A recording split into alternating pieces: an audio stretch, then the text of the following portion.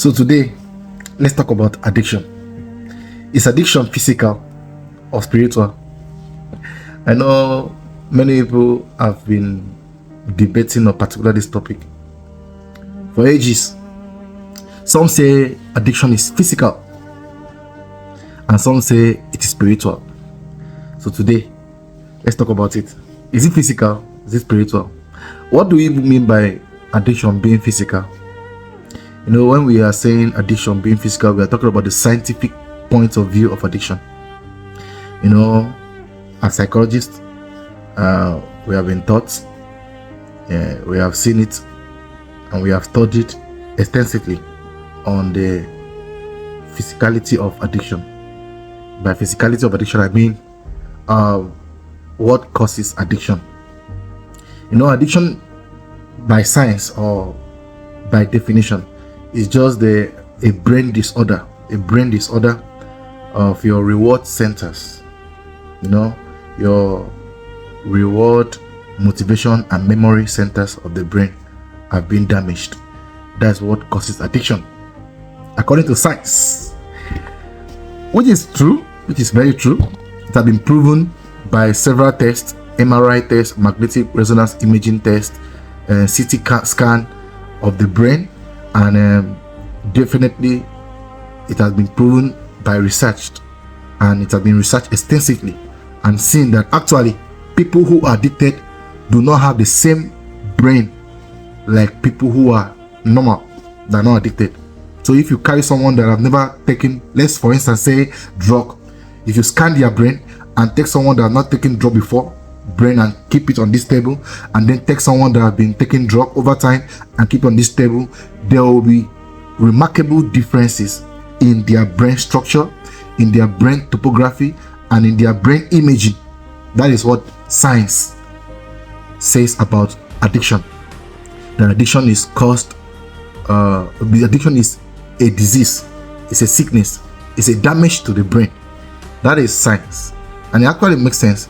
In fact, let me put it in a way you understand, because some of you don't. When you hear addiction, you don't really understand what it means. Okay, what is that thing that gives you joy, that makes you satisfied, that makes you happy?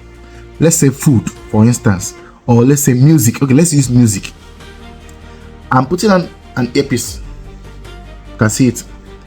And if I play a particular music, maybe soft music, Christian music, gospel music, jazz, or maybe a music that makes me happy, and I put a volume of, let's say, 4 or 5, that music will make me feel good.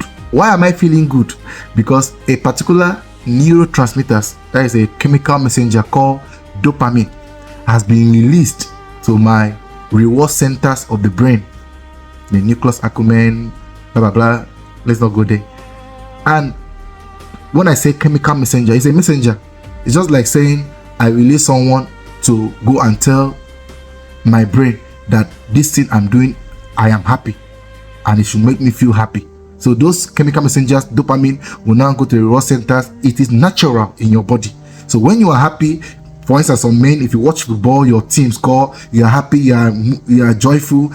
That is the dopamine acting in your brain, making you feel, oh, fulfilled. I'm happy. I'm joyful. Or you eat food, or you have been trekking under the hot sun and you're very thirsty, and you now take a cup of water, maybe chill water, and drink. That feeling good is caused by a particular neurotransmitter called dopamine. That is a feel good neurotransmitter. Now let's go back to our music analogy. This is earpiece. The percentage of, or the volume that I put, it was 5%, is making me feel okay, feel normal. That 5% releases that dopamine to my brain, and I'm feeling okay. Assuming, just imagine, I now carry 2 large speakers that are used for outdoor programs. Place one by the side here, place one by the side here, and I'm in between. I now put the same music, but this time the volume is no more 5%. I'm no more using earpiece, so it's speakers now, and I increase the volume to 100%. What do you think will happen? My brain will first of all be at shock. It will be shocking to my brain, but because it doesn't want to damage itself, to help me, it will now condition itself to adapt to that volume and tune of music, which is so much loud that if I play it now, someone that is far off can still hear it, but I'm putting it close to my ear. Now that adaptation is what causes addiction. So that adaptation now will now condition my brain that what will make me feel good, the same way that 5% made me feel good, is a music that is loud like this. So going on or going forward, any music that does not reach the same pitch or peak cannot make me feel good. So if I now come now and be playing a music in my earpiece with 5% volume, it will be as if they are whispering to my ear. Why? Because my body and my brain have conditioned that loudness to making me feel good. That is how addiction works in your body. So when you take, for instance, drug, that first time you're taking the drug, these neurotransmitters, you have them in your body naturally, the way God created you. You have dopamine, you have epinephrine, you have many of them. You have many of them. You have serotonin, you have many of them in your body, and they perform different functions. I'm using dopamine because dopamine is what is linked to addiction.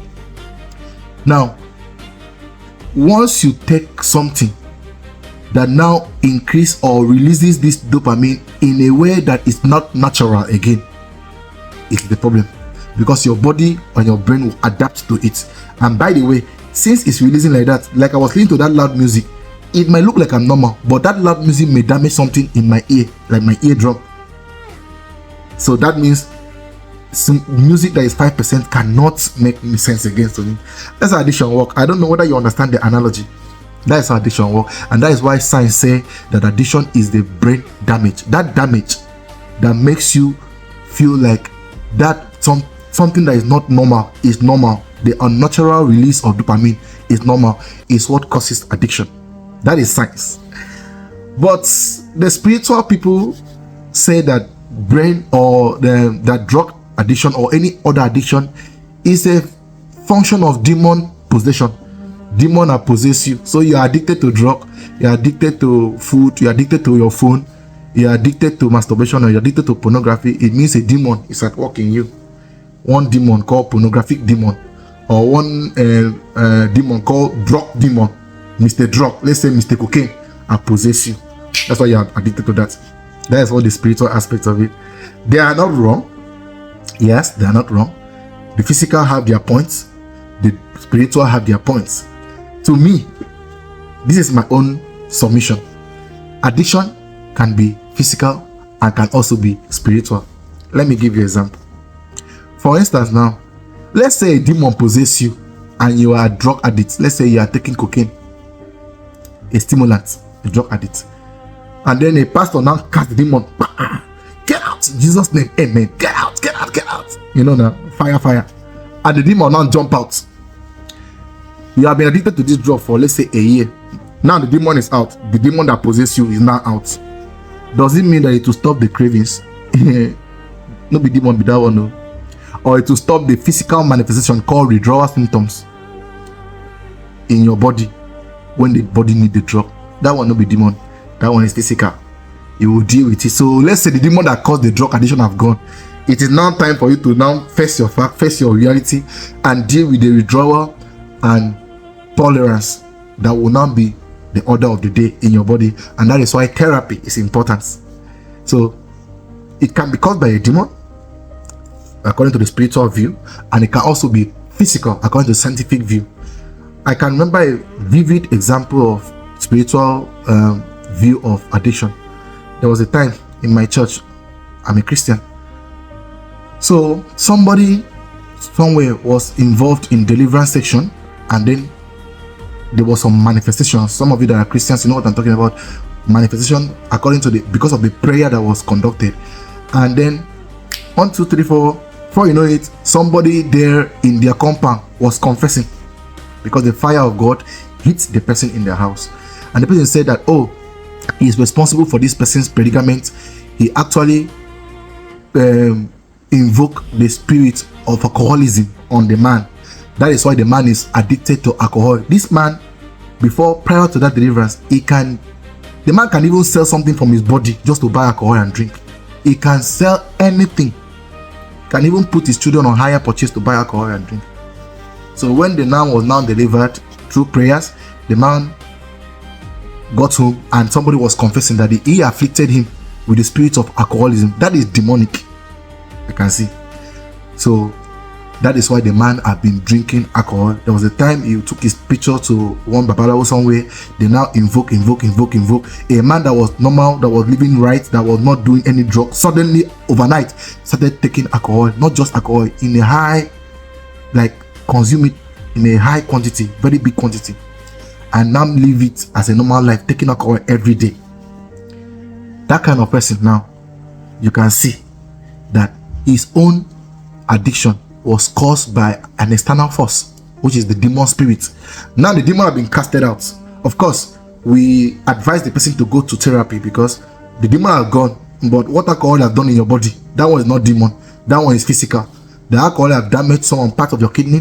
The alcohol have caused some withdrawal symptoms in your body, such that if it stays for some particular hour or minutes without taking taking alcoholic stuffs, his body, he will start sweating profusely, he will start shaking, he won't be able to focus, he will have migraine and headaches until he takes something that is alcoholic.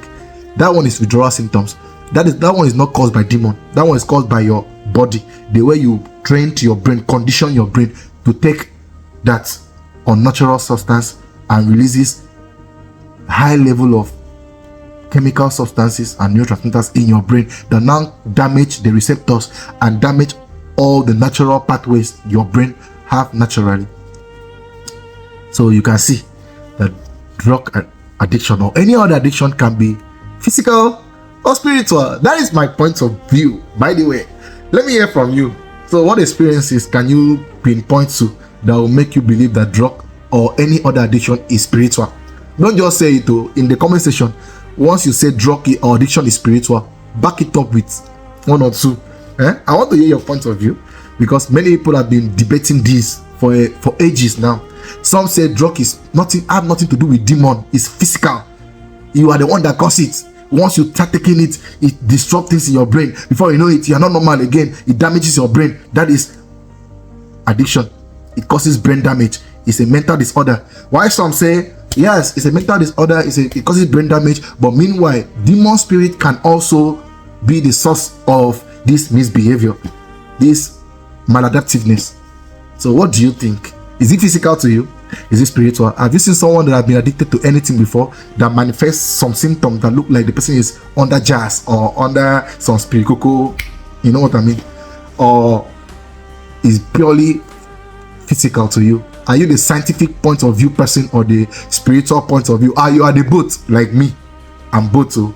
I've seen the physical aspect of it as a therapist, and I've also seen the spiritual aspect of it as a Christian. So which one will you vouch for? Which one will you support? Is drug physical or spiritual? Does it have to do with your brain being damaged because of the things you take, or addiction, or what you're addicted to?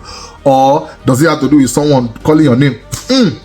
From today you will be taking cocaine morning, afternoon, night. That's happened. Bam, bam, bam, bam, bam, bam, piao. I'm not joking. Don't mind me, eh? So what do you think? Is drug physical or is drug spiritual? Your comment means a lot. It will make others learn. It will make others see one or two in what you are saying.